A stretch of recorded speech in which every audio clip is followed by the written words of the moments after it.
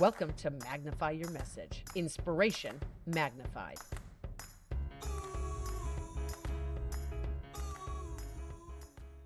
It doesn't matter what experience comes your way in life, and that is going to be something none of us have control over.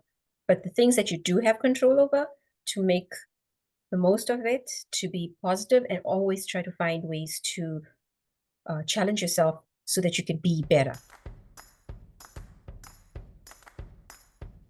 Welcome back to Magnify Your Message, where we dive deep into the stories and strategies that help you show up authentically, share your truth, and amplify your voice in the world. I'm your host, Cheryl Hunter, and today's episode is one that you do not want to miss. Today, we are joined by someone who's turned just unimaginable loss into an extraordinary mission to inspire and empower others.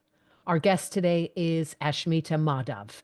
Ashmeeta is a resilience and grief support advocate, educator, and author.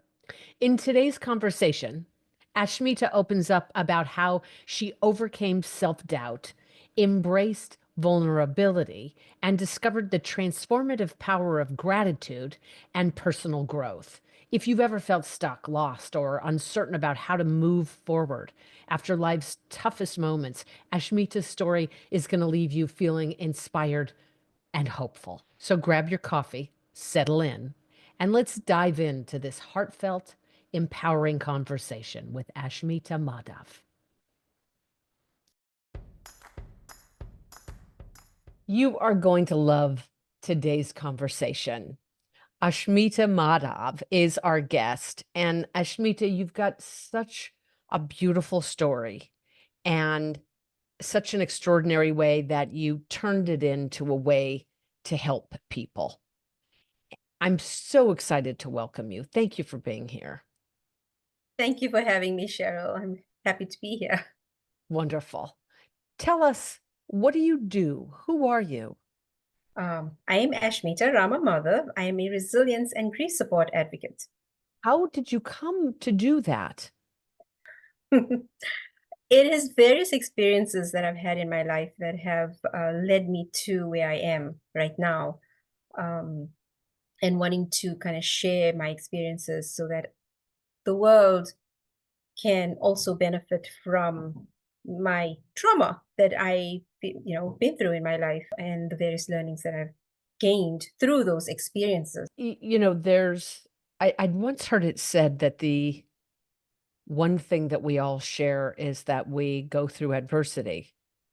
And I was quite young at the time, and I was like, no, I didn't want that to be the one thing we shared. I wanted the one thing we shared is that we all lived wonderful, happy lives.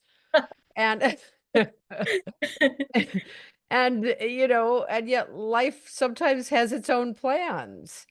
And I don't know that we all share, as I had hoped, being happy and living these wonderful, fulfilling, happy lives. But I think that we all do face the unexpected. We all face challenges. And if you are an expert in resilience and overcoming grief, God, that sounds like it would be such a service for humanity. What was there a specific point in your past when you said, okay, I'm going to use this to help other people? And what was that point? Yes, and that point was actually almost 5 years ago when my husband, after struggling with pancreatic cancer, passed away in 2019. And just after that, the pandemic hit as well. So, like about 6 months later, it was the Oh, pandemic.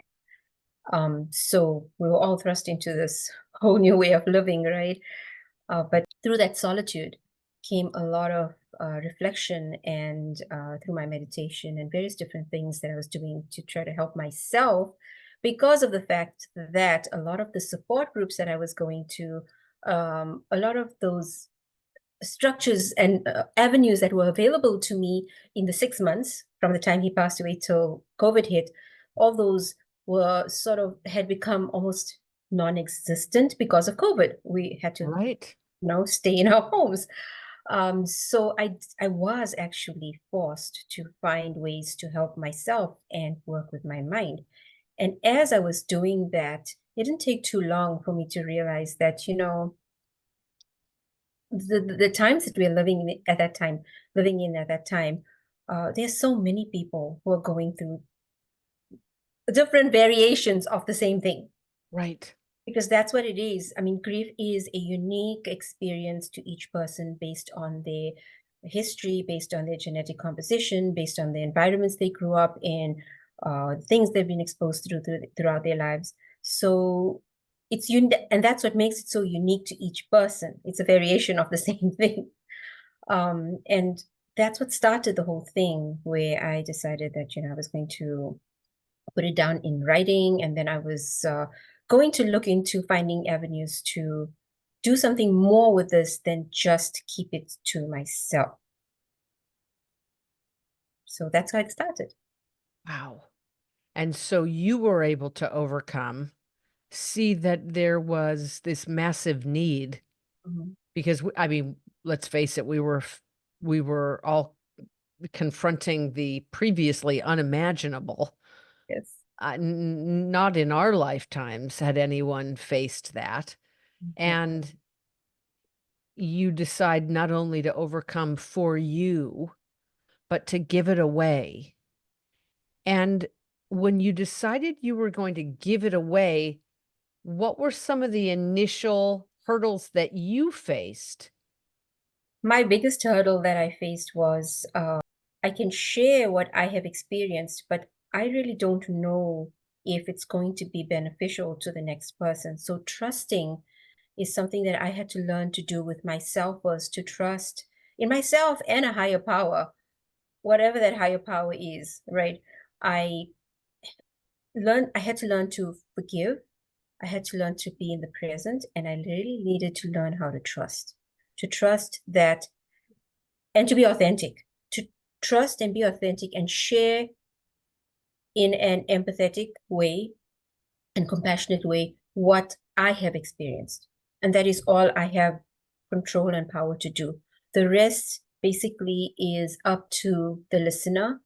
The same information will come to two or three different people, but each person perceives that information slightly differently. I've experienced it with my three children, watching them as they grow and me sharing information with them, and each one of them will do a different variation of what I expected them to do. So, in the same token, that's, kind of like, I'm going to just be authentic and share. And the intention is good. The intention is to help and to give back. That is my bottom line intention, nothing else. So that's where coming from. And did you decide that you were going to work with people in groups, one to one, write a book? What was the first thing that you did to help others? The first thing that I did was actually, it was twofold. I didn't even realize that it was twofold until after I had completed it. I decided to write a book. So, and as I wrote the book, I did not realize what it was doing for me as well. I only realized that much, much later. Um, and through writing the book and publishing the book, and going onto various different groups and things, I realized that I should actually do more than just write the book. So I started going on to different podcasts, and have found myself speaking to people on so many different podcasts from all over the world, just about grief and my perspective on grief. And that basically is what it is. It's just my perspective on how I have helped myself through the experiences, because at the end of the day, I decided that this was not going to destroy me. When you were talking about writing the book, it sounded as though the process of writing itself was cathartic. Was that true?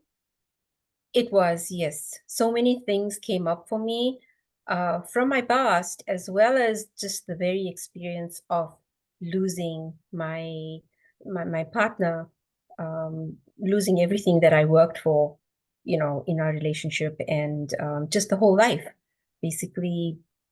So all of that kind of, I feel like I engulfed it all into that book, my whole past. I put into that book, and I kind of closed that chapter so that I could live a new life that I'm trying to create for myself now. I'm fascinated to hear if part of your work with people to help them overcome the grief in their lives involves somehow journaling or writing about their experience.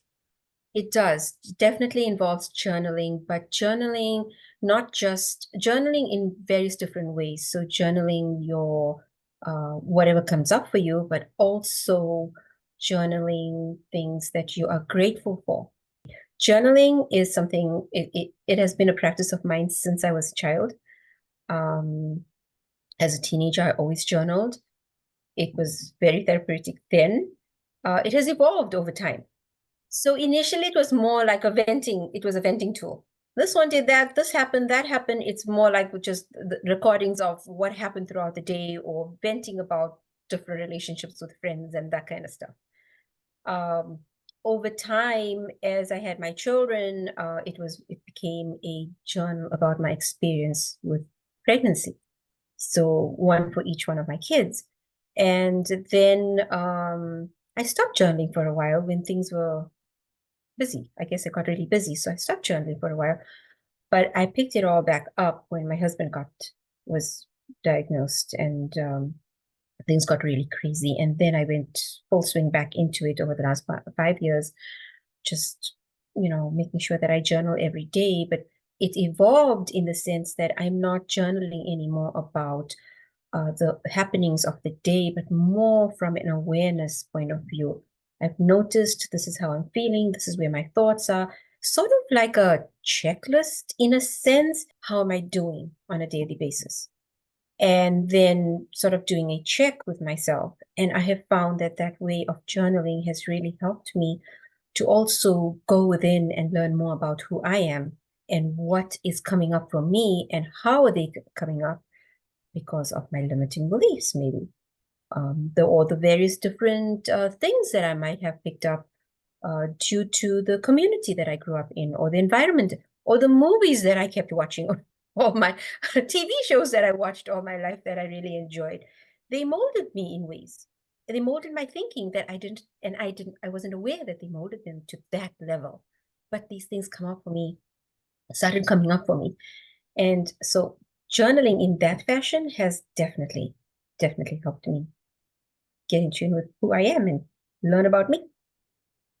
It sounds as though your process of overcoming grief has allowed you, both in the sense of being widowed and post COVID, to create a new normal for yourself. Mhm. And if I'm not being too bold by saying this, I wonder, do you consider your life, even taking into account all you've lost, do you consider your life better in any way now? I If I put things into perspective, at the time when my husband was alive, the life that I was living at that point was great. I enjoyed it. It was wonderful. It was good for the time and place where it belonged. Right now, in if you know, and this is one thing I really like to keep my mind focused on, putting things into perspective, bringing myself back to reality, back into the present moment whenever I find myself floating into the mind has crazy ways of taking you all over. So just bring myself back. Putting that perspective, and the life that I'm living right now, basically, oh, this has been a really hard pill for me to swallow, but it is all mine. Everything starts and ends with me. Before, it wasn't like that. I had a partner, I had a mother, I had a father, I had people that I could sort of, bounce off, or maybe bleed a little off, sort of like, because they were part with me. This has just been a whole different experience. So it all starts and ends with me. And that has pushed me into a whole different plane of being and of thinking, because it starts and ends with me, the way I want to rear my children, the quality of life that I want to live starts and ends with me. So it's good. I'm not complaining because I think it has pushed me into a different way of living. It has made me maybe grow a little, mature spiritually as well as, mentally in some way. I feel good about it. What are some of the biggest gifts that you hope to give your children out of what you're creating? I just want them to know that it doesn't matter what experience comes your way in life, and that is going to be something none of us have control over what's going to happen in your life. But the things that you do have control over, to make the most of it, to be positive, and always try to find ways to challenge yourself so that you can be better. Always looking for that better version of yourself, and not letting experiences control you and define you. At some point in the process of creating this education to help people overcome grief in the same way you had, you wrote this book and decided that it would make a difference to share this with a larger audience because you could see, as you said, during COVID, everyone is struggling with some kind of grief. When did you recognize that major media was part of the equation that would help you share that with the world? Honestly speaking, I had no idea of how to do things as far as media or social media or anything is concerned. I am not much of a computer person. try to stay I tried really hard to stay away from them, and I had every reason to, and I had enough to keep me busy to keep me away from computers for a really long time. So with this whole new life that I'm living, and this message that I'm trying to send out, I realized that media is something that I would need to embrace.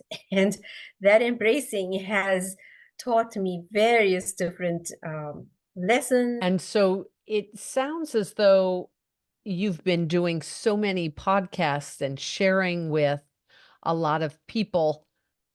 What's the response been? The response has been amazing. The different audiences all over the world, actually, New Zealand, Singapore. I've just been totally surprised at the different requests that I get from podcasters from all over the world. It's not, I had my horizon, just I was only looking at the US. I wasn't really even considering any, but when they started coming in and I started speaking to different people and others started learning about me, um, we just took it from there, and the response has been really amazing. It makes me feel good that I can share. I believe that the most primal urge that each of us has is to contribute in some way that will help others. What do you feel about that? Has this allowed you to do that? This has most definitely opened up avenues and allowed me to do that in so many more ways than I thought. And I do agree that um, we all have the ability to share, whether we do it or not, is our choice. I really do feel sharing is caring, and it is so, so important. Communication, words, we have the power to use words to share and help people in the best way that we can. And I do believe that people are responsible to absorb the information that they really need for themselves. I've experienced this myself, where I'll be listening to somebody and a lot of the things that they say, okay, I know that, but there'll be that one thing that they would say that I walk away with. And that is that one thing that then becomes a seed in my mind and helps me to propel myself, or to helps me to push myself out of the space that I'm feeling stuck in. And So it's all definitely. through someone else's sharing, right? It comes back to what you'd said about sharing is caring.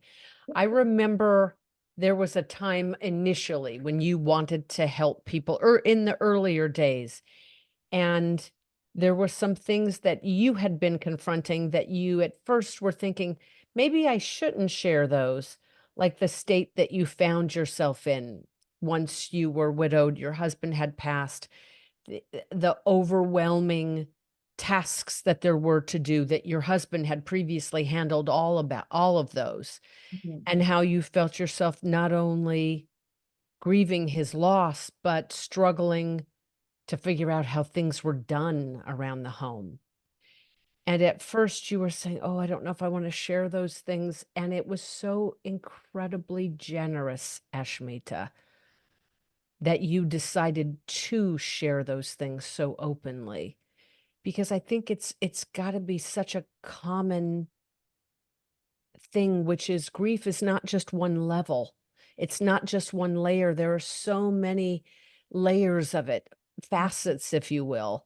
And by you so transparently, generously sharing the depths of your experience, I think you've given space to others to recognize it's not just one level, it's multidimensional, and here's what it can look like, and here's how to overcome.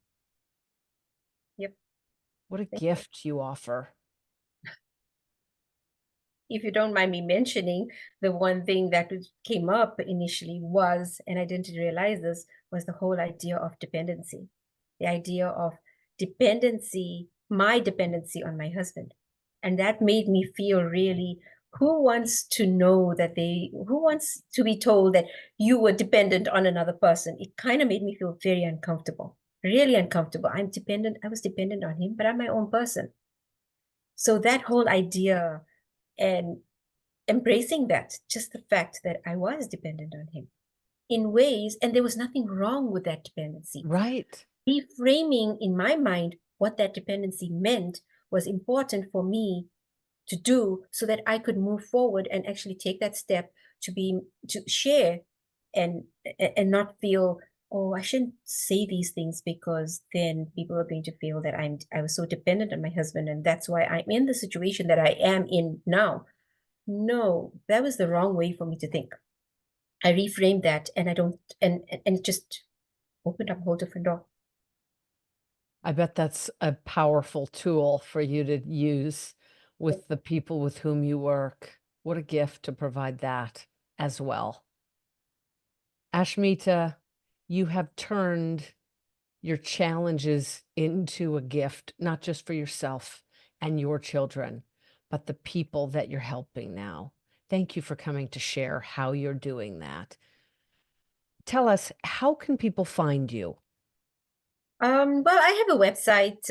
It's called storyyoutellyouself.com. Um, and I have a contact page there. That's the best way to get in touch with me. I'm also on social media, Instagram, Facebook, TikTok, all that kind of stuff. I'll make sure that the links are all in the liner notes of the episode. Thank you. Anything else that you'd like to leave people with? I really feel that it's important for me to say this, and I will continue to say this. Life is beautiful and it is meant to be lived. All of these experiences that we encounter are definitely going to draw us down. It is painful. Embracing that pain and trying to find ways to empower ourselves is the answer to live that beautiful life that it's meant to be. Beautiful words, Ashmita. Thank you for sharing your story, your message, and your heart with us today. Thank you for having me. It's really been a pleasure speaking with you. What an incredible conversation with Ashmeeta Madhav. Her journey is such a powerful reminder that even in the face of life's most challenging moments, there's always an opportunity to grow, heal, and rediscover meaning. Remember, as Ashmeeta so beautifully shared, experiencing loss doesn't mean the story of your life is over. It's just the beginning of a new chapter, one that you have the power to write. Thank you so much for tuning in to Magnify Your Message today. Until next time, I'm Cheryl Hunter, reminding you to embrace your story, share it boldly, and keep magnifying your message to the world. Take good care, and I'll see you next time. If you enjoyed this, please like, subscribe, and share this episode with everyone that you feel it would benefit. Thank you in advance. And when you're ready to share your story and your work with the world, I can help. Visit CherylHunter.com to learn how. I am Cheryl Hunter, and until next time, know that your message has the power to change the world.